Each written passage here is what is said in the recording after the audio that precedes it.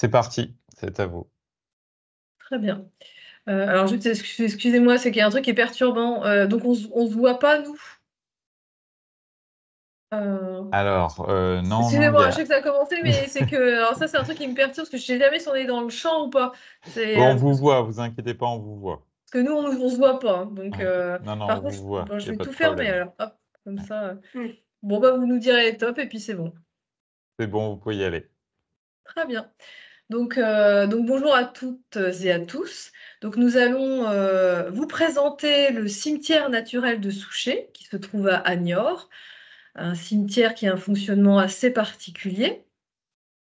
Donc déjà pour présenter le cadre, vous dire qu'à Niort existe 12 cimetières, donc 11 qui sont gérés de manière assez traditionnelle, et donc le cimetière naturel de Souchet qui a un règlement intérieur très particulier. Donc, même s'il y a déjà eu des développements sur l'évolution du funéraire au fil des siècles, au fil des décennies, juste en effet vous montrer quelques exemples d'art funéraire que l'on trouve dans nos cimetières traditionnels à Niort. Et c'est aussi pour marquer l'évolution qu'on a pu voir au fil du temps. Là, on a de vieilles cartes postales où on voit que dans nos cimetières, le végétal était assez présent. Et là, on voit donc des photos plus récentes prises dans un cimetière niortais où on va retrouver des rangées de sépultures, enfin de monuments en granit, beaucoup de gravier, donc beaucoup de gris, très peu de végétal. De même, avec l'essor de la crémation, on a vu donc se construire des columbariums. Là, on a un columbarium mûr. Donc, toujours, on est sur du granit, du béton, très peu de végétal. Et donc, au fil du temps, hein, comme vous l'avez dit tout à l'heure, entre l'arrivée des produits phytosanitaires dans les cimetières, le développement de l'importation de granit, et donc le fait qu'on a vu de plus en plus de monuments en granit dans nos cimetières, ça a totalement changé l'aspect de nos cimetières. C'est vrai que quand on parle aux anciens, hein, ils sont souvenir quand ils étaient jeunes de cimetières où on faisait les foins, l'herbe était très haute, voire on mettait des collets pour attraper les lapins. Bon, c'est vrai qu'aujourd'hui, dans nos cimetières traditionnels, on va pas retrouver ça, clairement. Donc, on voit quand même qu'il y a quelques exemples de végétalisation, même dans nos cimetières traditionnels. On a mis là quelques photos. Il y a des familles qui, de leur propre initiative, vont végétaliser leur sépulture. Là, ce sont des photos qui viennent d'autres pays, hein, où le végétal va être très présent. C'est vrai qu'on a tous en tête aussi les cimetières anglo-saxons, où on va avoir des grandes étendues enherbées, et puis juste une stèle assez discrète pour marquer l'emplacement où a été inhumé le défunt. Et donc, on va en arriver donc, au cimetière naturel parce que, alors juste quelques mots, c'est vrai que il y a eu une opportunité au niveau de la ville de Niort avec un terrain qui a pu être acquis par la collectivité, un terrain de 5000 mètres carrés qui jouxtait un cimetière traditionnel, une ancienne carrière qui était devenue une friche. Et donc, Madame le maire, à l'époque, a pris la tâche du conservateur des cimetières de Niort pour lui demander si ben, potentiellement ce terrain pourrait être utile en vue d'une extension de cimetière. Et donc la réponse a été oui. Et mon prédécesseur, avec l'aide notamment d'Ève-Marie, hein, qui a suivi le projet dès le début, donc ils ont ensemble travaillé sur un projet de cimetière un petit peu différent. Et ce cimetière un peu différent, dont on va vous parler plus dans le détail, a pu ouvrir le 14 février 2014. Voilà. Et donc là, je vais laisser la main à Eve-Marie qui va vous présenter bah, la parcelle, le projet, les différentes étapes. Oui, donc on avait un très beau terrain, comme on le voit sur la photo, qui était déjà arboré, avec des très grands arbres. Certains sont vraiment majestueux.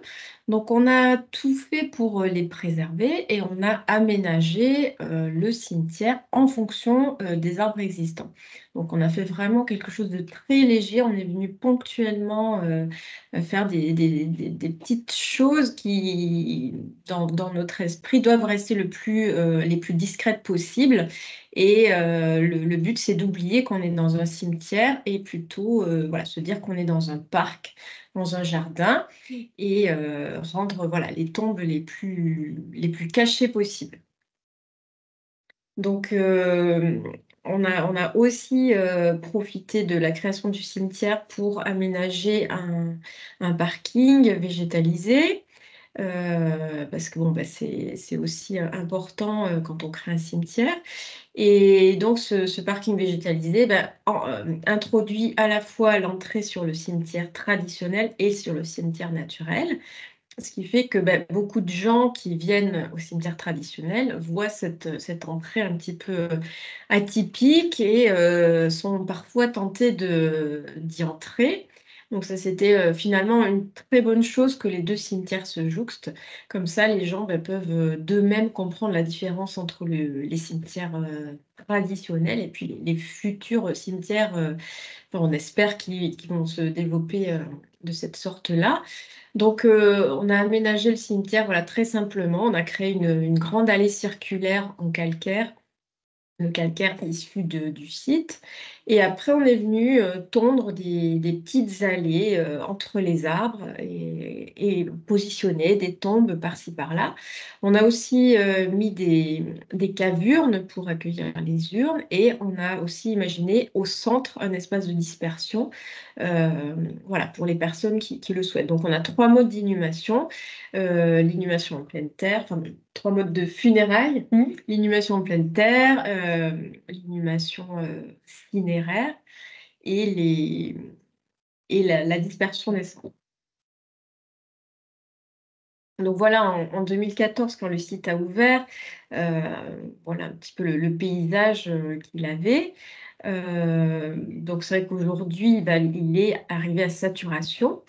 On va voir d'autres photos, mais voilà, on ne souhaite pas qu'il soit euh, trop dense. Donc, vous verrez, il reste quand même des espaces naturels très, très importants pour que ce soit quand même ce caractère-là qui domine.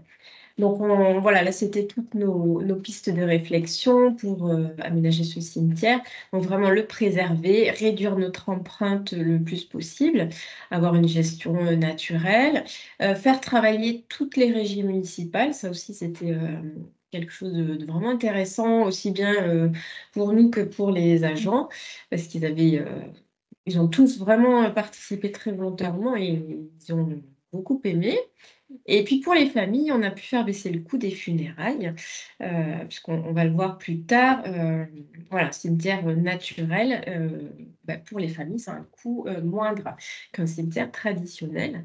Donc après, on a dû faire une sorte de campagne de communication auprès des opérateurs funéraires pour qu'ils s'approprient le projet et puis qu'ils commencent à proposer autre chose qui puisse convenir à ce type de cimetière. On a rédigé un règlement intérieur et voilà, après on est allé voir des partenaires, des associations de protection de l'environnement pour avoir des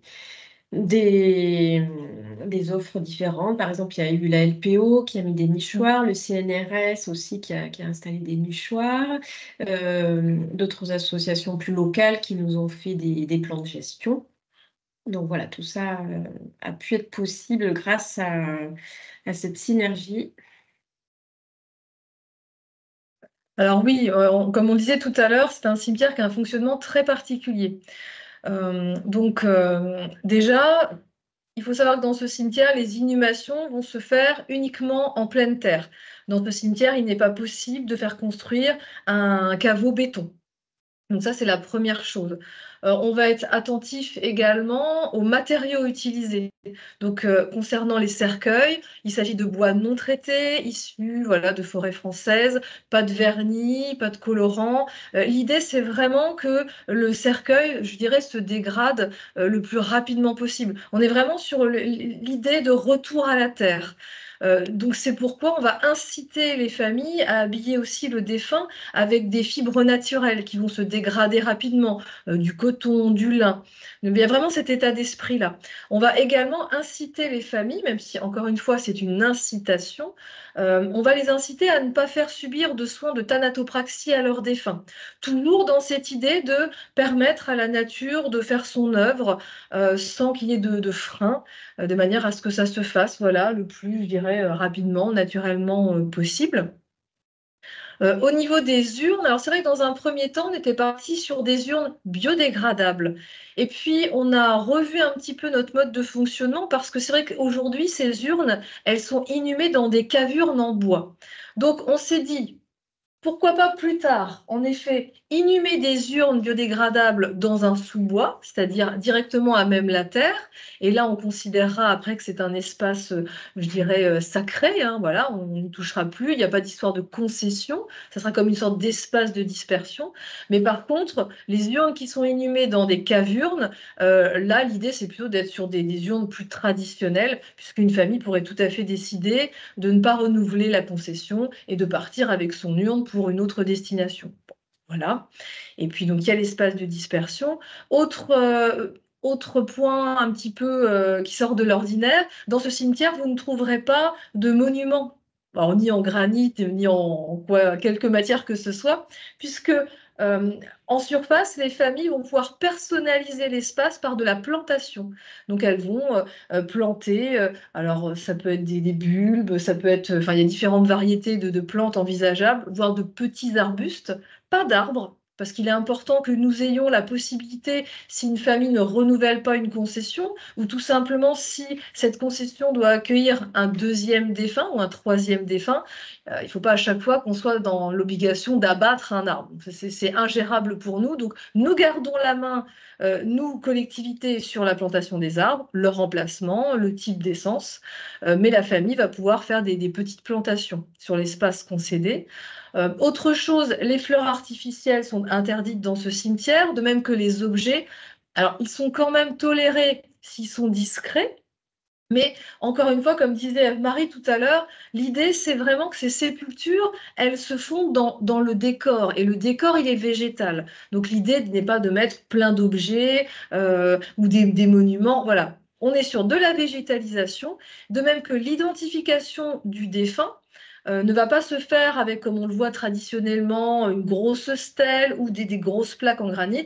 Là, on va être soit sur ce qu'on appelle un pupitre, donc c'est une pierre calcaire, parce que c'est notre pierre de pays, hein, c'est la pierre locale, qui va être taillée, ou alors on va aussi accepter des supports discrets, comme ça peut être un galet avec le nom du défunt qui va être peint sur celui-ci ou gravé, ça peut être un morceau de bois brut.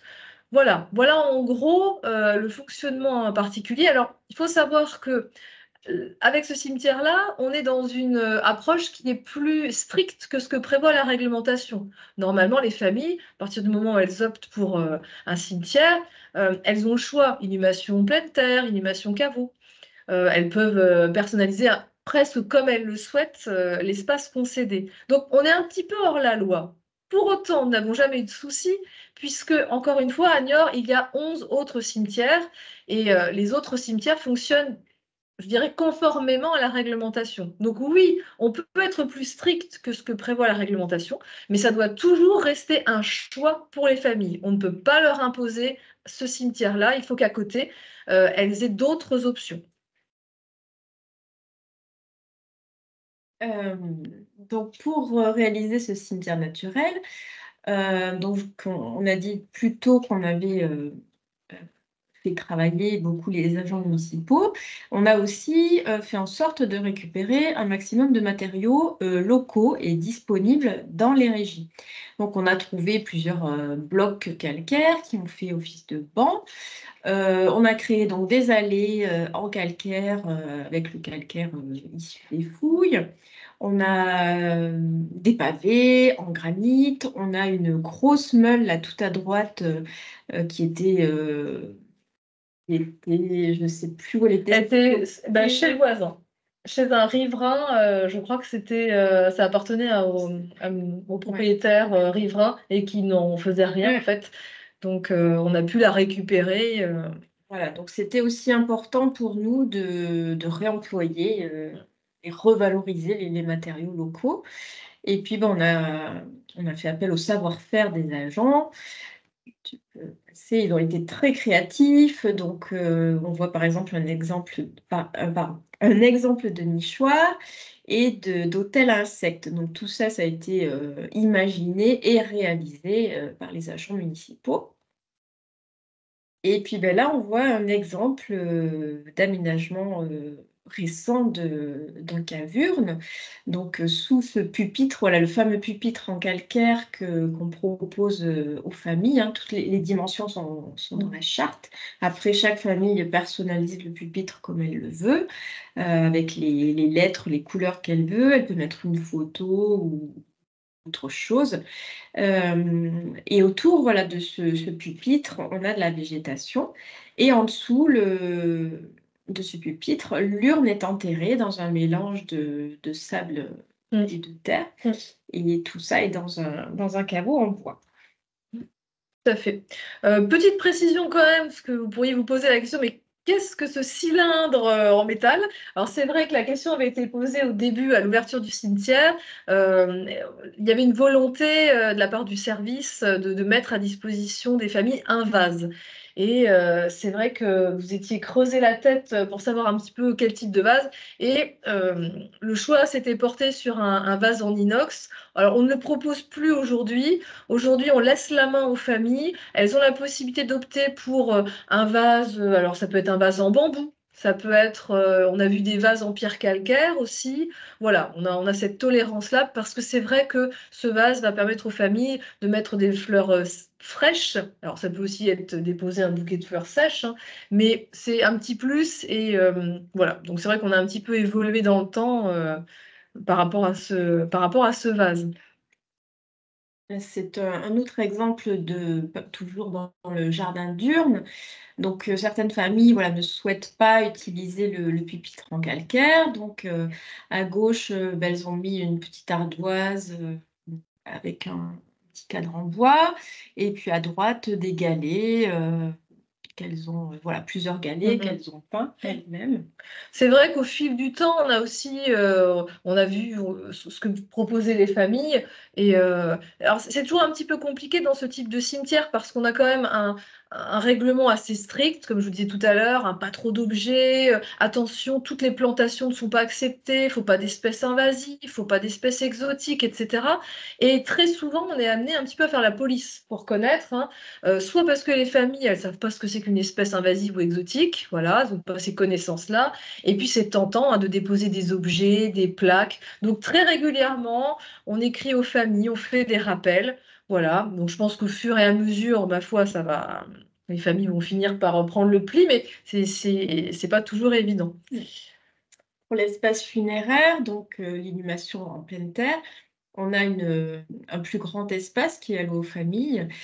Donc là, elles peuvent voilà, végétaliser. Et comme le dit Amanda, voilà, des fois, on doit faire la police parce que là, comme ils ont plus d'espace, ils ont tendance à mettre beaucoup, beaucoup de choses. Voilà, on s'est retrouvé avec des eucalyptus, des oliviers, des mimosas, des figuiers. Voilà, et puis alors ce qui est embêtant aussi, c'est toutes les plantes qui viennent de chez le fleuriste, Oui. dont les petits conifères, là, toute la composition, elle se retrouve plantée directement dans la terre. Et les petits conifères, là, ils deviennent très grands rapidement. Ça Donc, pousse très vite. voilà, on est amené à les faire enlever par les familles. Et on voit qu'il y a des cadres en bois. Donc ça, c'est quelque chose qu'on n'avait pas anticipé. On pensait que les tombes seraient au niveau du sol et qu'il n'y aurait pas de cadre. Et en fait, voilà, on a été un peu surpris. Une famille a mis un cadre, puis une deuxième, une troisième. Et en fait, c'est un besoin des familles. Elles ont besoin de matérialiser l'espace concédé. C'est un peu l'instinct de propriété français. Et donc voilà, on a fini par accepter, même si au début, on n'était pas très contents. Et donc, ce qu'on fait maintenant, c'est qu'on propose de leur donner un cadre, comme ça, tout le monde a le même, parce que sinon, on se retrouve avec des bois exotiques, des bois très différents, des dimensions différentes. Voilà, donc globalement, peut-être 90% des familles Oui, c'est vraiment demandé. recadrent. Préfère un cadre en bois. Alors, c'est vrai qu'on se pose la question, parce que là, on travaille sur une extension du cimetière naturel, puisque le cimetière existant est arrivé à saturation. Et donc, se pose la question de ce cadre en bois. Alors, il est possible qu'on le conserve, qu'on continue de le proposer. Par contre, on fera attention à ce que ce cadre en bois soit vraiment au niveau du sol. Là, il est trop visible, il est trop voyant. Donc voilà, c'est en cours de réflexion, on ne sait pas encore exactement. On a bien compris le besoin des familles de bien dématérialiser l'espace. Après, voilà, est-ce que c'est le cadre en bois qui est la bonne solution? Est-ce qu'il faut juste qu'on l'enterre un petit peu plus? Voilà, ça fait partie encore des questions qu'on doit trancher en lien avec nos élus. Donc là, vous avez voilà, d'autres exemples d'aménagement de sépultures. Donc on est bien sur 2 mètres carrés concédés, puisque là, ce sont les emplacements destinés à accueillir des cercueils. Donc à Niort, on va jusqu'à creuser des fosses triples. Donc on creuse jusqu'à 2,50 mètres. Voilà, on va pas au-delà. Donc, vous voyez, c'est assez varié. On voit bien d'une famille à une autre, les choix sont assez variés.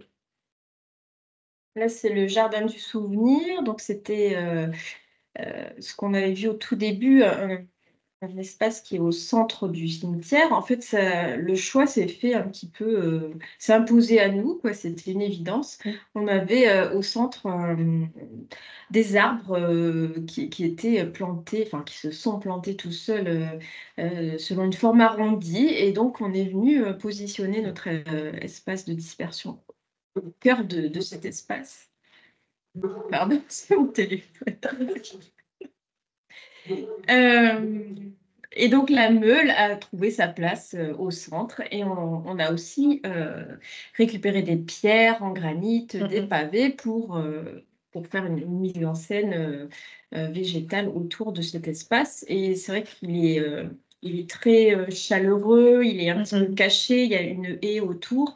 Et voilà, ça fait un petit cocon un peu protégé des regards et voilà, où les gens peuvent se recueillir sereinement.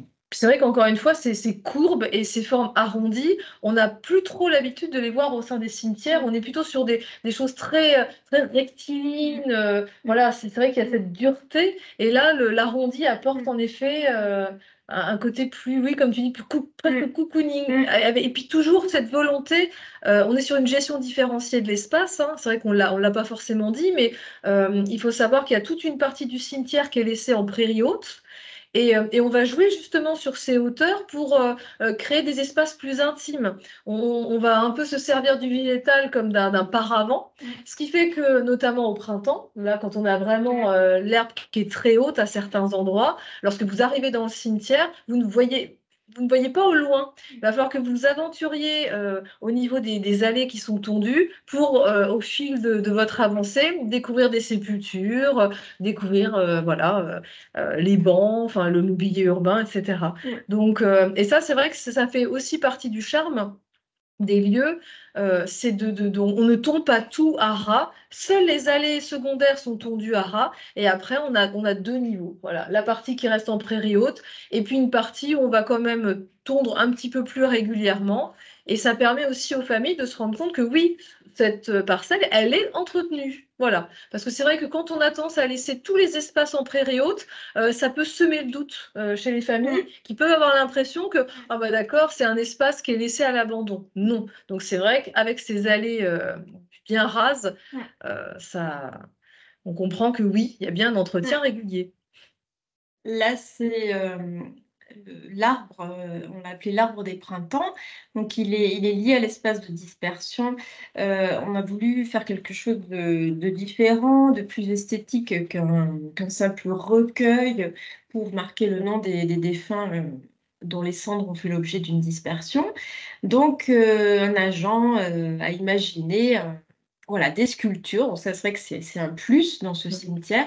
On a plusieurs sculptures et voilà, elles ont été aussi réalisées en régie. Et donc, on voit la feuille en laiton sur laquelle on vient graver le nom du défunt, ses dates de naissance et de décès. Et c'est vrai que c'est très apprécié par les familles et par d'autres communes qui s'en nous demandent inspirent. comment où on trouve cet arbre. Et voilà, c'est un plus. C'est vrai que c'est pas obligatoire, mais c'est un plus. C'est un côté esthétique qui est vraiment très apprécié. Et c'est vrai qu'on nous pose la question, combien de temps vous laissez les feuilles sur cet arbre? L'objectif, c'est de ne pas les retirer. C'est-à-dire que lorsqu'il n'y aura plus de place sur l'arbre, on arrêtera les dispersions dans cet espace, voilà, dans ce jardin du souvenir. Et donc, je vous parlais de l'extension du cimetière naturel. Sur cette extension, il y a un projet de création d'un nouvel espace de dispersion. Et alors, peut-être qu'il ne prendra pas le support pour identifier les défunts.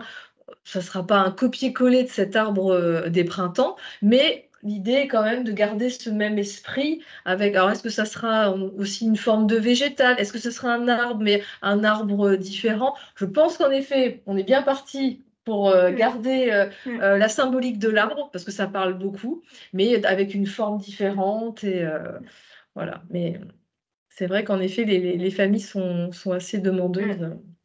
Là, on voit l'entrée du cimetière depuis le parking. Donc voilà, on a tout fait pour appeler les visiteurs à y rentrer. Donc voilà, on a des jolies clôtures en bois, en pierre, un portillon en métal. Et puis on aperçoit à droite une autre sculpture. Donc là, c'était une grande tôle en acier qui a été euh, décorée, enfin, sur laquelle on est venu graver le cimetière naturel de Souchet avec une citation. Et puis on a découpé à l'intérieur de cette tôle un personnage qui fait partie de l'espace de dispersion. C'est le gardien du temps, le gardien des défunts. Voilà, donc c'est un autre aspect décoratif dans le cimetière. Là, c'est les allées secondaires, donc qui sont tondues régulièrement. Et donc, comme le disait Amanda, ben, voilà, quand on entre dans le cimetière, on ne voit pas les tombes. On voit cette végétation luxuriante et on oublie vraiment qu'on est dans un cimetière. Ben là, c'est la prairie en été, donc assez haute, et puis voilà, qu'il y a des différentes floraisons. Donc il y a aussi des naturalistes qui ont fait des inventaires faune, flore, et voilà, on remarque qu'au fil des ans, on a une biodiversité qui s'accroît. Ben là, c'est d'autres vues à différentes saisons, en hiver, au printemps encore. Les clôtures, donc voilà, on a misé sur des matériaux naturels. Bon, la clôture, elle a une dizaine d'années, Oui, elle est remplacée, hein. elle a un petit peu souffert. Du ferme du bois, hein. Ah bah, les fameuses sculptures dont on parlait tout à l'heure. Donc là, c'est au niveau de l'espace de dispersion. À droite, on retrouve donc l'arbre des printemps dans lequel vont être accrochées les feuilles en laiton.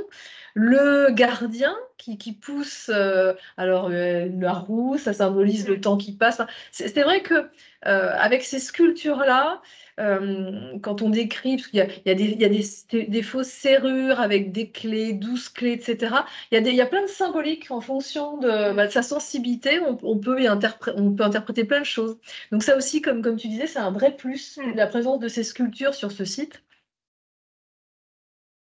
Et puis voilà, des exemples de mobilier urbain avec ces blocs calcaires qui servent de banc. Là, c'était l'ancien portail qui était aussi en châtaignier. Le mobilier qui se veut le plus discret possible. Donc voilà, on est sur Fabriqué en léger. Tout à fait. Donc là aussi, on insiste là-dessus parce que ça permet à nos collègues agents techniques de faire des réalisations qui sortent un peu de l'ordinaire. Voilà, typiquement, l'arbre des printemps, ce sont les serruriers de la voirie qui ont travaillé sur ce projet. Ça les sort vraiment de leur quotidien, hein, clairement. Et voilà, donc on a ainsi pu vous montrer quelques photos pour vous donner un peu des ambiances. On vous invite aussi à aller sur le site internet de la ville de Niort, où il y a une page dédiée aux funéraires et donc plusieurs pages dédiées au cimetière naturel de Souchet. Vous y retrouverez des photos, des articles de presse, des vidéos également. Et puis évidemment, nous restons à votre disposition pour répondre à vos questions, échanger avec vous, si vous avez des projets de ce type. Voilà, il ne faut pas hésiter. Et même, vous pouvez venir visiter. Exactement. C'est un plaisir de vous montrer le cimetière naturel. Donc, merci à vous. Merci.